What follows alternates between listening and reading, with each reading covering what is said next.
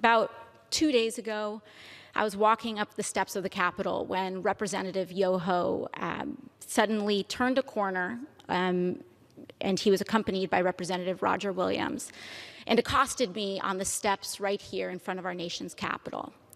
I was minding my own business, walking up the steps, and Representative Yoho put his finger in my face. He called me disgusting. He called me crazy. He called me out of my mind. And he called me dangerous.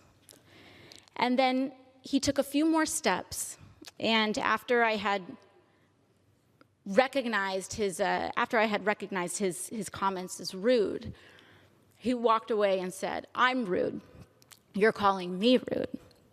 I took a few steps ahead, and I walked inside and cast my vote, because my constituents send me here each and every day to fight for them and to make sure that they are able to keep a roof over their head, that they're able to feed their families, and that they're able to carry their lives with dignity.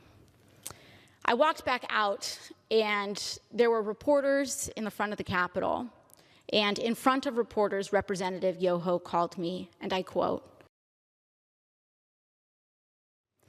"These are the words that Representative Yoho levied against a congresswoman, the congresswoman that not only represents New York's 14th congressional district, but every congresswoman and every woman in this country, because all of us have had to deal with this in some form, some way, some shape, at some point in our lives."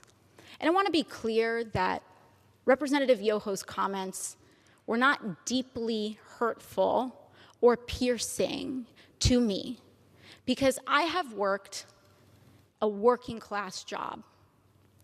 I have waited tables in restaurants. I have ridden the subway. I have walked the streets in New York City. And this kind of language is not new. I have encountered words uttered by Mr. Yoho and men uttering the same words as Mr. Yoho while I was being harassed in restaurants. I have tossed men out of bars that have used language like Mr. Yoho's. And I have encountered this type of harassment riding the subway in New York City. This is not new, and that is the problem. Mr. Yoho was not alone. He was walking shoulder to shoulder with Representative Roger Williams. And that's when we start to see that this issue is not about one incident. It is cultural. It is a culture of lack of impunity, of accepting of violence and violent language against women, and an entire structure of power that supports that.